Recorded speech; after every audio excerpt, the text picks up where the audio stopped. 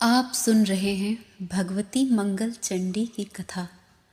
क्या आप जानते हैं कि वह कौन सी देवी हैं जिनकी पूजा से स्वयं शिव जी ने अपना उपहास दूर किया?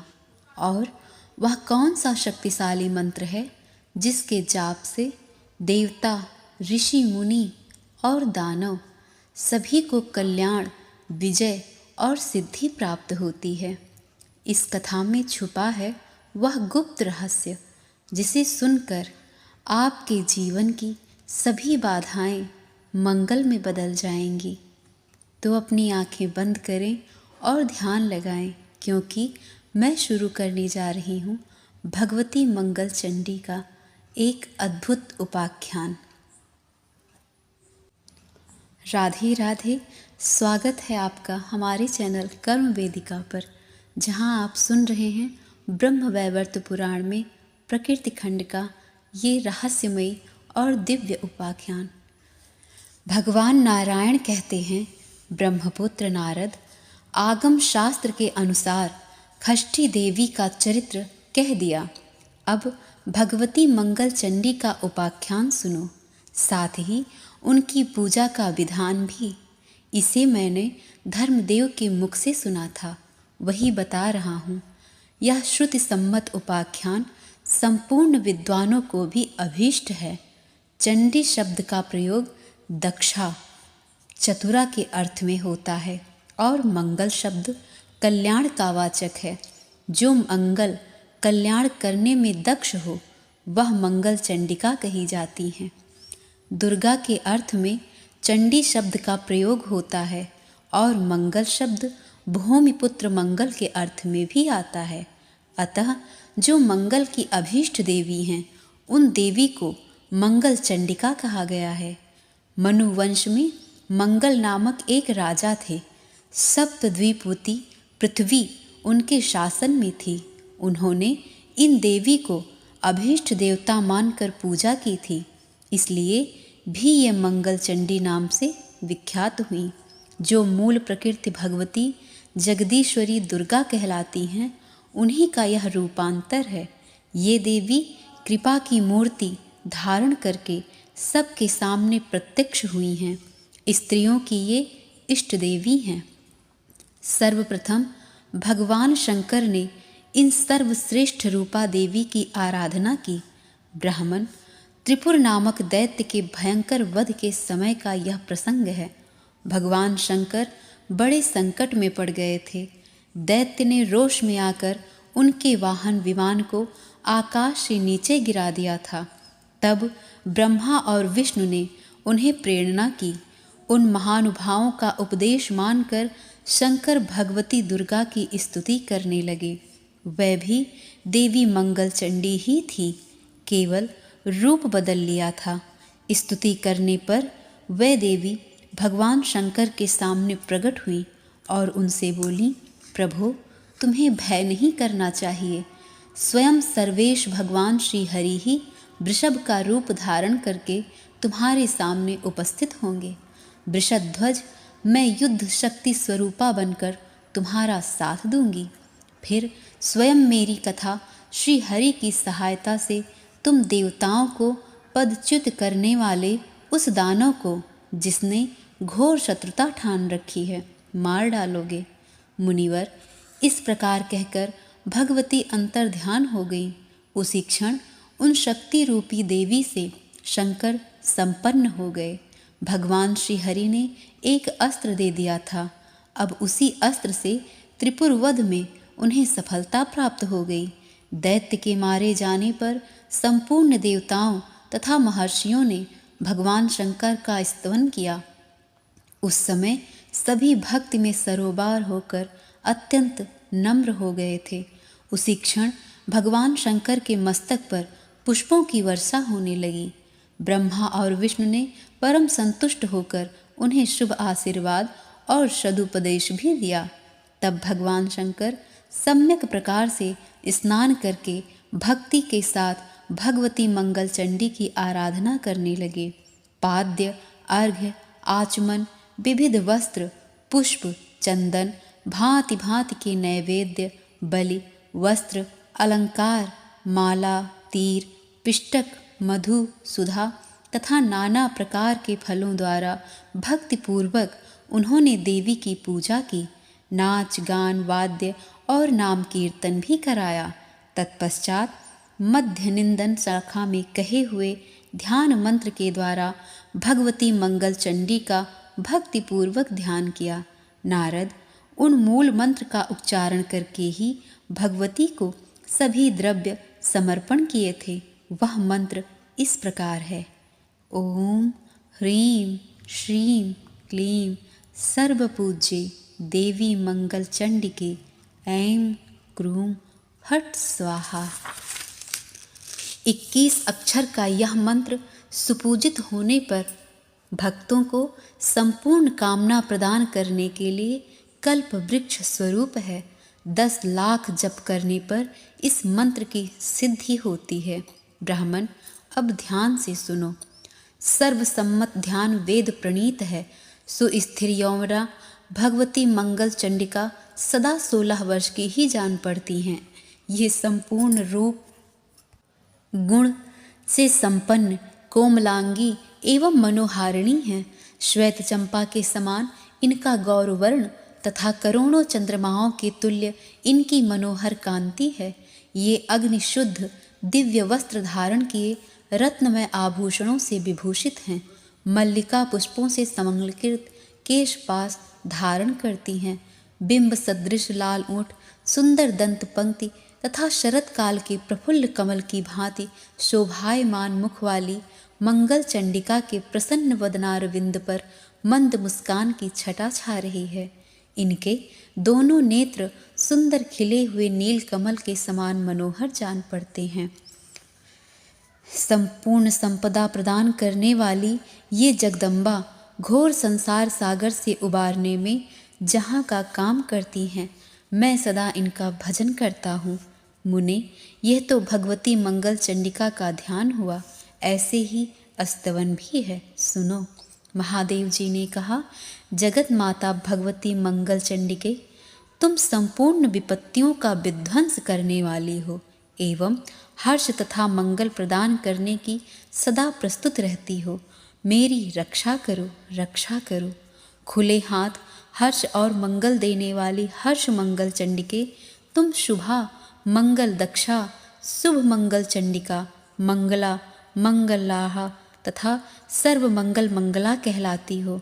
देवी, साधु पुरुषों को मंगल प्रदान करना तुम्हारा स्वाभाविक गुण है। तुम सबके लिए मंगल का आश्रय हो। देवी, तुम मंगल ग्रह की इष्ट देवी हो। मंगल के दिन तुम्हारी पूजा अवश्य होनी चाहिए। मनुवंश में उत्पन्न राजा मंगल की पूजनीय देवी हो। मंगल अधिष्ठात्री देवी, तुम मंगलों के लिए भी मंगल हो। जगत के समस्त मंगल तुम पर आश्रित हैं। तुम सबको मोक्ष में मंगल प्रदान करती हो। मंगल को सुपूजित होने पर मंगल में सुख प्रदान करने वाली देवी, तुम संसार की सारभूता, मंगलाधारा तथा समस्त कर्मों से परे हो। इस स्तोत्र से स्तुति करके भगवान शंकर ने देवी मंगल चंडिका की उपासना की। वे प्रति मंगलवार को उनका पूजन करके चले जाते हैं। ये भगवती सर्वमंगला सर्वप्रथम भगवान शंकर से पूजित हुई।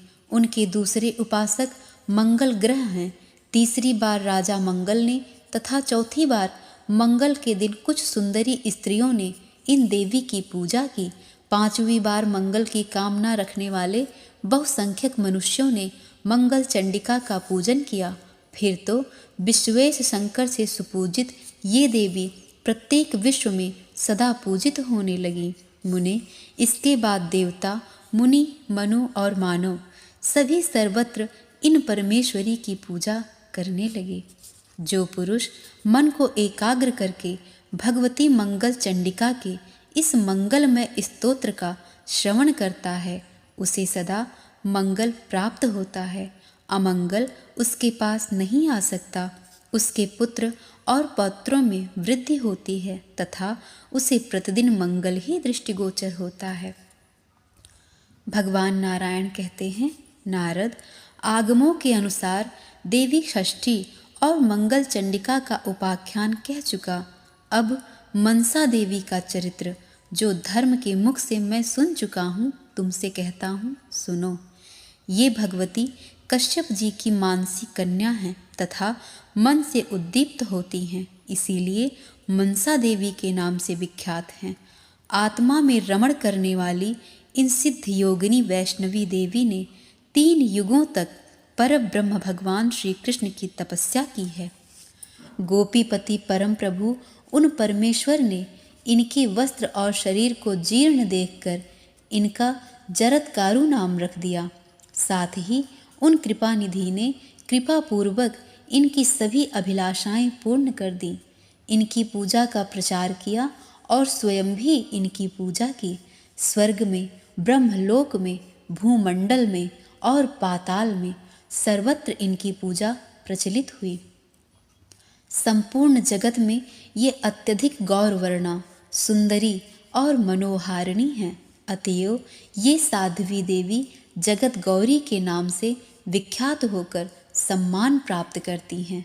भगवान शिव से शिक्षा प्राप्त करने के कारण ये देवी शैवी कहलाती हैं। भगवान विष्णु की ये अनन्य उपासिका हैं। अतएव लोग इन्हें वैष्णवी कहते हैं। राजा जन्मेजय के यज्ञ में इन्हीं के सत्प्रयत्न से नागों के प्राणों की रक्षा हुई थी, अतः इनका नाम नागेश्वरी और नागभगिनी पड़ गया। विष का संहार करने में परम समर्थ होने से इनका एक नाम विषहरी है। इन्हें भगवान शंकर से योग सिद्धि प्राप्त हुई थी, अतः ये सिद्ध योगिनी कहलाने लगी। इन्होंने शंकर से महान गोपनीय ज्ञान एवं मृत संजीवनी नामक उत्तम विद्या प्राप्त की है। इस कारण विद्वान पुरुष इन्हें महाज्ञानयुता कहते हैं। ये परम तपस्विनी देवी मुनीश्वर आस्तिक की माता हैं, अतः ये देवी जगत में सुप्रतिष्ठित होकर आस्तिक माता नाम से विख्यात हुई हैं। जगत पूज्य योगी महात्मा मुनीश्वर जरत्कारु की प्यारी पत्नी होने के कारण ये जरत्कारु प्रिया नाम से विख्यात हुई। जरत्कारु जगत गौरी, मनसा, सिद्धयोगिनी, वैष्णवी, नागभगिनी, शैवी, नागेश्वरी, जरत्कारु प्रिया, आस्तिक माता, विषहरी और महाज्ञानयुता, इन 12 नामों से विश्व इनकी पूजा करता है। जो पुरुष पूजा के समय इन 12 नामों का पाठ करता है, उसे तथा उसके वंशज को भी सर्प का भय नहीं हो सकता। जिस शयनागार में नागों का भय हो, जिस भवन में बहुतेरे नाग भरे हों, नागों से युक्त होने के कारण जो महान दारुण स्थान बन गया हो तथा जो नागों से वेष्टित हो, वहाँ भी पुरुष इस स्तोत्र का पाठ करके सर्प भय से मुक्त हो जाता है, इसमें कोई संशय नहीं है। जो नित्य इसका पाठ करता है, उसे देखकर नाग भाग जाते हैं। 10 लाख पाठ करने से यह स्तोत्र मनुष्यों के लिए सिद्ध हो जाता है। जिसे यह स्तोत्र सिद्ध हो गया, वह विष भक्षण करने तथा नागों को भूषण बनाकर नाग पर सवारी करने में भी समर्थ हो सकता है। वह नागासन, नागतल्प तथा महान सिद्ध हो जाता है। मुनिवर, अब मैं देवी मनसा की पूजा का विधान तथा साम वेदोक्त ध्यान बतलाता हूँ, सुनो। भगवती मनसा श्वेत चंपक पुष्प के समान वर्ण वाली हैं। इनका विग्रह रत्नमय भूषणों से विभूषित है। अग्निशुद्ध वस्त्र इनके शरीर की शोभा बढ़ा रहे हैं। इन्होंने सर्पों का यज्ञोपवीत धारण कर रखा है। महान ज्ञान से संपन्न होने के कारण प्रसिद्ध ज्ञानियों में भी ये प्रमुख मानी जाती हैं। ये सिद्ध पुरुषों की अधिष्ठात्री देवी हैं, सिद्धि प्रदान करने वाली तथा सिद्धा हैं। मैं इन भगवती मनसा की उपासना करता हूँ। इस प्रकार ध्यान करके मूल मंत्र से भगवती की पूजा करनी चाहिए। अनेक प्रकार के नैवेद्य तथा गंध पुष्प और अनुलेपन से देवी की पूजा होती है। सभी उपचार मूल मंत्र को पढ़कर अर्पण करने चाहिए। मुने, इनके मूल मंत्र का नाम है मूल कल्प तरु। यह सुसिद्ध मंत्र है। इसमें 12 अक्षर हैं। इसका वर्णन वेद में है। यह भक्तों के मनोरथ को पूर्ण करने वाला है। ये मंत्र इस प्रकार है। ओम ह्रीं श्रीं क्लीं ऐं मनसा देव्यै स्वाहा। 5 लाख मंत्र जप करने पर यह मंत्र सिद्ध हो जाता है। जिसे इस मंत्र की सिद्धि प्राप्त हो गई वह धरातल पर सिद्ध है। इसके लिए विष भी अमृत के समान हो जाता है। उस पुरुष की धन्वंतरी से तुलना की जा सकती है। ब्राह्मण, जो पुरुष आषाढ़ की संक्रांति के दिन गुड़ा, कपास या सेहुड़ नामक वृक्ष की शाखा पर यत्न पूर्वक इन भगवती मनसा का आवाहन करके भक्ति भाव के साथ पूजा करता है तथा मनसा पंचमी को उन देवी के लिए बलि अर्पण करता है, वह अवश्य ही धनवान, पुत्रवान और कीर्तिमान होता है। महाभाग, पूजा का विधान कह चुका, अब धर्मदेव के मुख से जैसा कुछ सुना है वह उपाख्यान कहता हूँ, सुनो। प्राचीन समय की बात है। भूमंडल के सभी मानव नागों के भय से आक्रांत हो गए थे। नाग जिन्हें काट खाते वे जीवित नहीं बचते थे। यह देख सुनकर कश्यप जी भी भयभीत हो गए। अतः ब्रह्मा जी के अनुरोध से उन्होंने सर्प भय निवारक मंत्रों की रचना की। ब्रह्मा जी के उपदेश से वेद बीज के अनुसार मंत्रों की रचना हुई। साथ ही ब्रह्मा जी ने अपने मन से उत्पन्न करके इन देवी को इस मंत्र की अधिष्ठात्री देवी बना दिया। तपस्या तथा मन से प्रकट होने के कारण ये देवी मनसा नाम से विख्यात हुई। कुमारी अवस्था में ही ये भगवान शंकर के धाम में चली गई। कैलाश में पहुंचकर इन्होंने भक्तिपूर्वक भगवान चंद्रशेखर की पूजा करके उनकी स्तुति की। मुनि कुमारी मनसा ने देवताओं के वर्ष से 1000 वर्षों तक भगवान शंकर की उपासना की। तदंतर भगवान आशुतोष इन पर प्रसन्न हो गए।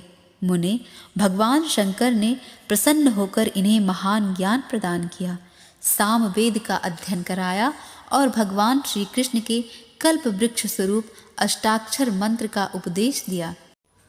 भगवान शंकर की कृपा से जब मुनि कुमारी मनसा को उक्त मंत्र के साथ त्रैलोक्य मंगल नामक कवच, पूजन का क्रम, सर्वमान्य स्तवन, भुवन पावन ध्यान, सर्वसम्मत वेदोक्त पुरस्चरण का नियम तथा मृत्युंजय ज्ञान प्राप्त हो गया, तब वह साध्वी उनसे आज्ञा ले पुष्कर क्षेत्र में तपस्या करने के लिए चली गई।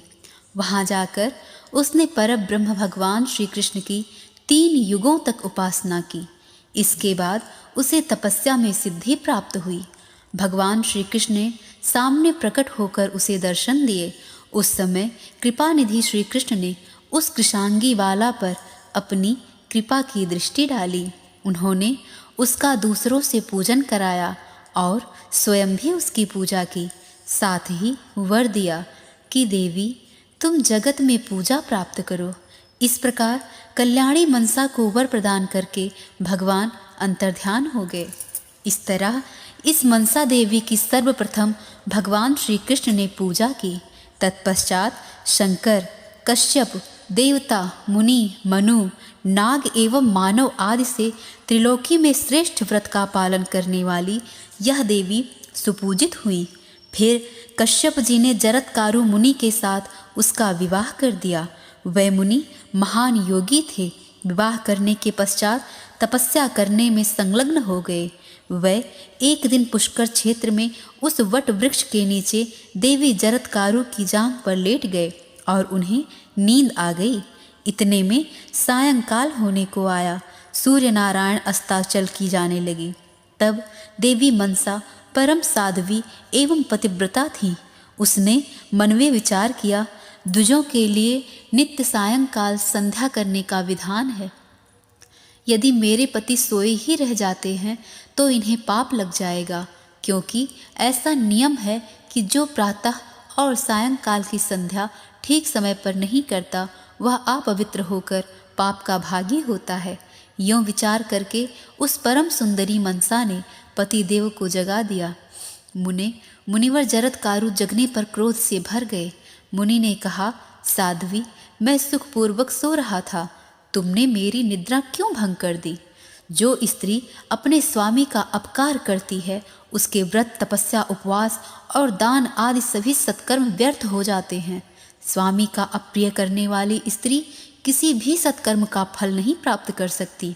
जिसने अपने पति की पूजा की उससे मानो स्वयं भगवान श्री कृष्ण सुपूजित हो गए। पतिव्रताओं के लिए, व्रत के लिए स्वयं भगवान श्रीहरि पति के रूप में विराजमान रहते हैं। संपूर्ण दान, यज्ञ, तीर्थ सेवन, व्रत, तप, उपवास, धर्म, सत्य और देव पूजन, ये सब के सब स्वामी की सेवा की 16वीं कला भी तुलना नहीं कर सकते। जो स्त्री भारतवर्ष जैसे पुण्य क्षेत्र में पति की सेवा करती है वह अपने स्वामी के साथ वैकुंठ में जाकर श्री हरि के चरणों में शरण पाती है। साध्वी, जो असत कुल में उत्पन्न स्त्री अपने स्वामी के प्रतिकूल आचरण करती तथा उसके प्रतिकट वचन बोलती है वह कुंभीपाक नरक में सूर्य और चंद्रमा की आयु पर्यंत वास करती है। तदंतर चांडाल के घर में उसका जन्म होता है और पति एवं पुत्र के सुख से वह वंचित रहती है। यूं कहकर वे चुप हो गए। तब साध्वी मनसा भय से कांपने लगी। उसने पतिदेव से कहा, साध्वी मनसा ने कहा, उत्तम व्रत का पालन करने वाले महाभाग, आपकी संध्योपासन का लोप ना हो जाए इसी भय से मैंने आपको जगा दिया है। यह मेरा दोष अवश्य है। इस प्रकार कहकर देवी मनसा भक्तिपूर्वक अपने स्वामी जरत्कारु मुनि के चरण कमलों में पड़ गईं। उस समय रोष के आवेश में आकर मुनि सूर्य को भी शाप देने के लिए उद्यत हो गए। नारद उन्हें देखकर स्वयं भगवान सूर्य संध्या देवी को साथ लेकर वहां आए और भयभीत होकर विनय पूर्वक मुनिवर जरत्कारु से सम्यक प्रकार से यथार्थ बात कहने लगे। भगवान सूर्य ने कहा, भगवान आप परम शक्तिशाली ब्राह्मण हैं। संध्या का समय देखकर धर्म लोप हो जाने के भय से इस साध्वी ने आपको जगा दिया। मुने, विप्रवर, मैं आपकी शरण में उपस्थित हूँ।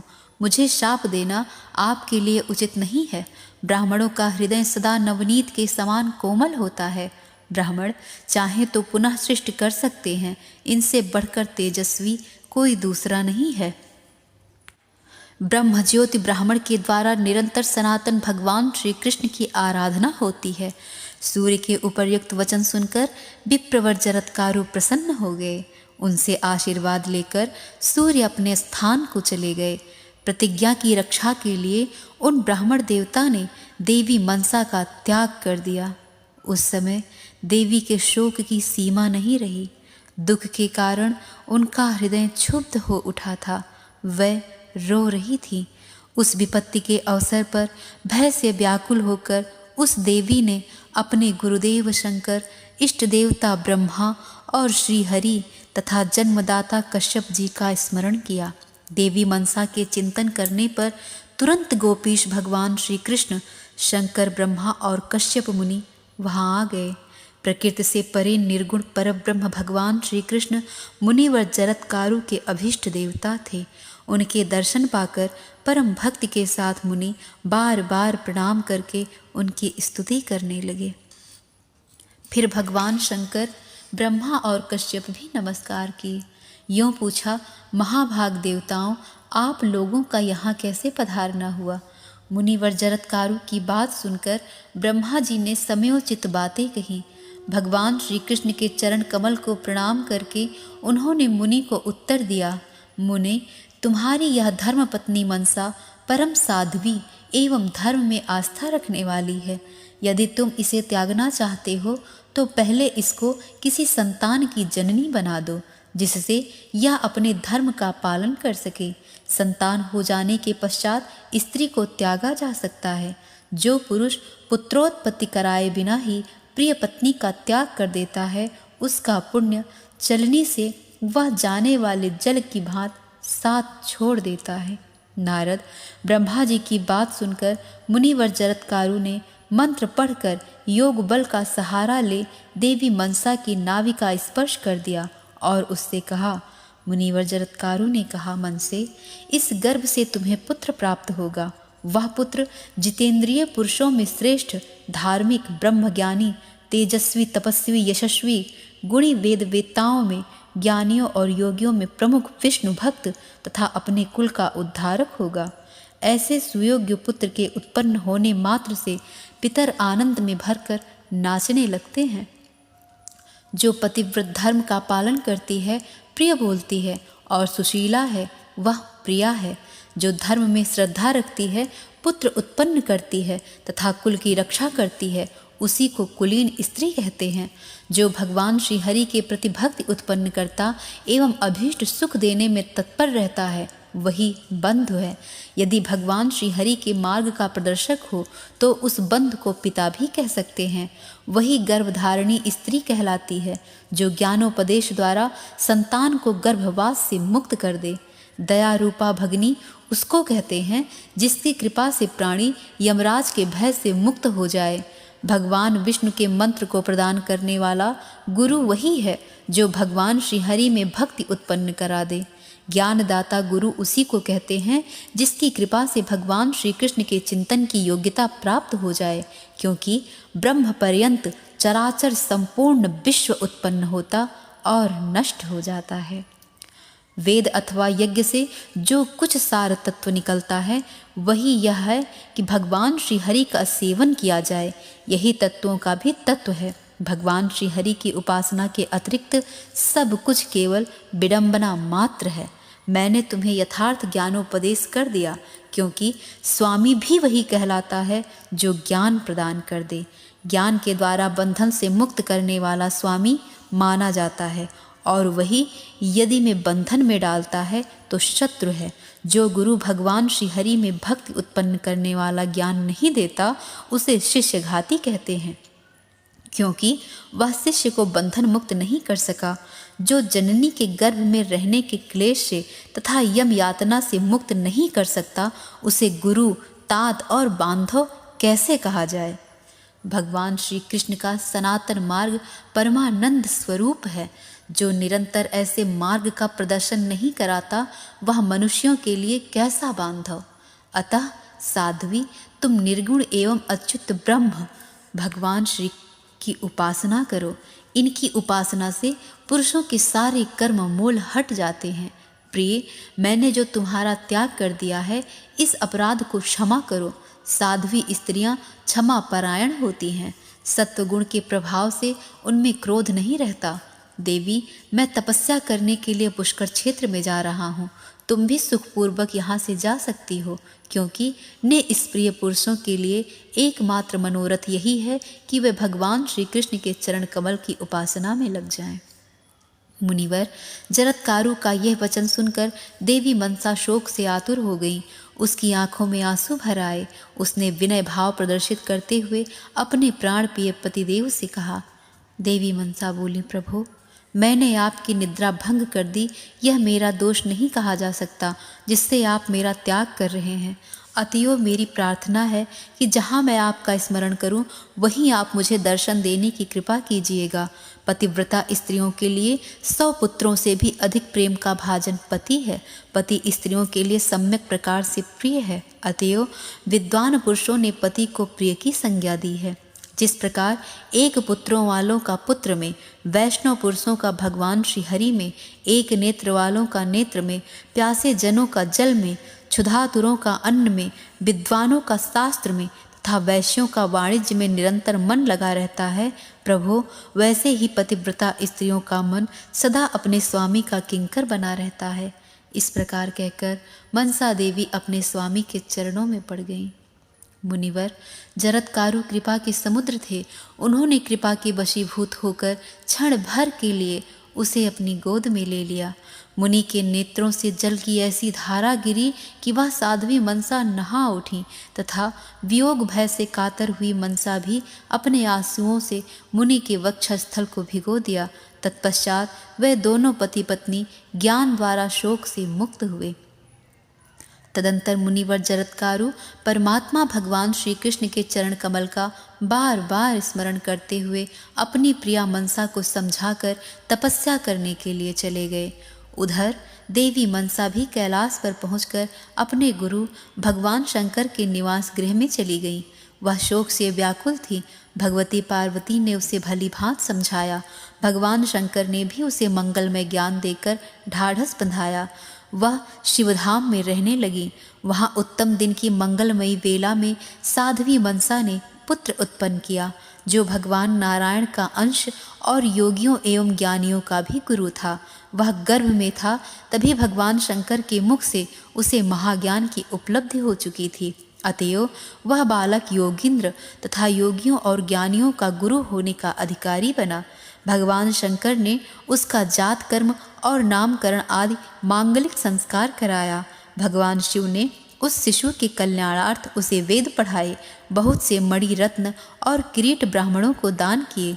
देवी पार्वती द्वारा लाखों गौवें तथा भांति भांति के रत्न ब्राह्मणों को वितरण किए गए। भगवान शिव स्वयं उस बालक को चारों वेद और वेदांग निरंतर पढ़ाते थे।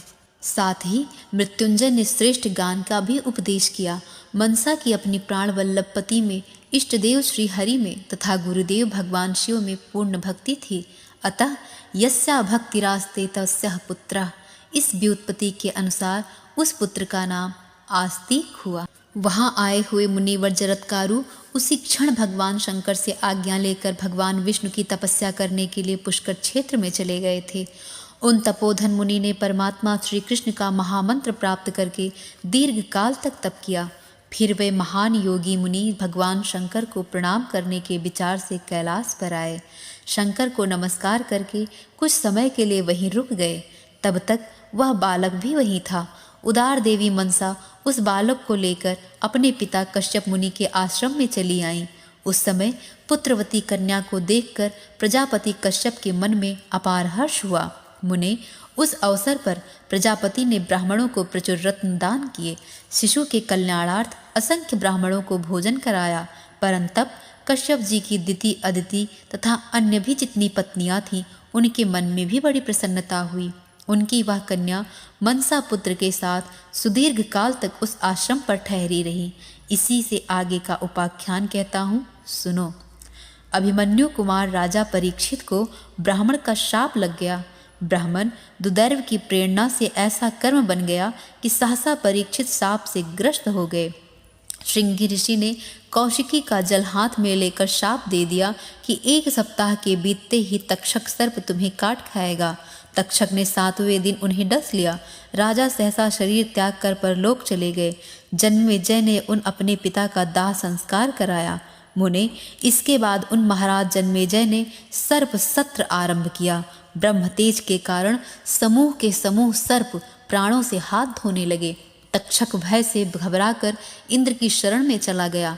तब ब्राह्मण मंडली इंद्र सहित तक्षक को होम देने के लिए उद्यत हो गई। ऐसी स्थिति में इंद्र के साथ देवता भगवती मनसा के पास गए। उस समय इंद्र भय से अधीर हो उठे थे। उन्होंने भगवती मनसा की स्तुति की।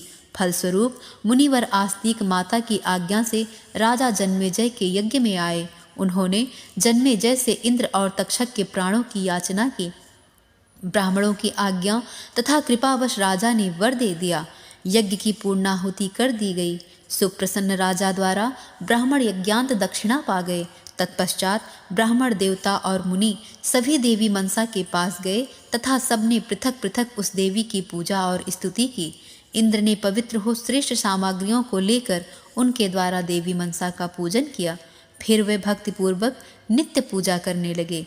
षोडशोपचार से अतिशय आदर प्रकट करते हुए उन्होंने पूजा और स्तुति की। यों देवी मनसा की अर्चना करने के पश्चात ब्रह्मा विष्णु एवं शिव के आज्ञानुसार संतुष्ट होकर सभी देवता अपने स्थानों पर चले गए। मुने इस प्रकार ये संपूर्ण कथाएं कह दी। अब आगे और क्या सुनना चाहते हो? तत्पश्चात नारद जी ने पूछा, ब्राह्मण अब आगे देवी मनसा के साथ क्या हुआ वो भी कहने की कृपा करें। फिर मुनि नारायण बोले, देवी मनसा ने अपने पुत्र के साथ पिता कश्यप जी के आश्रम में दीर्घ काल तक वास किया। भ्रातृवर्ग सदा उनका पूजन अभिवादन और सम्मान करता था। ब्राह्मण तदंतर एक बार गोलोक से सुरभि गौ आई और उसने अपने दूध से आदरणीय मनसा को स्नान कराकर सादर उनका पूजन किया। साथ ही उसने सर्व दुर्लभ गोप्य ज्ञान का भी उपदेश दिया।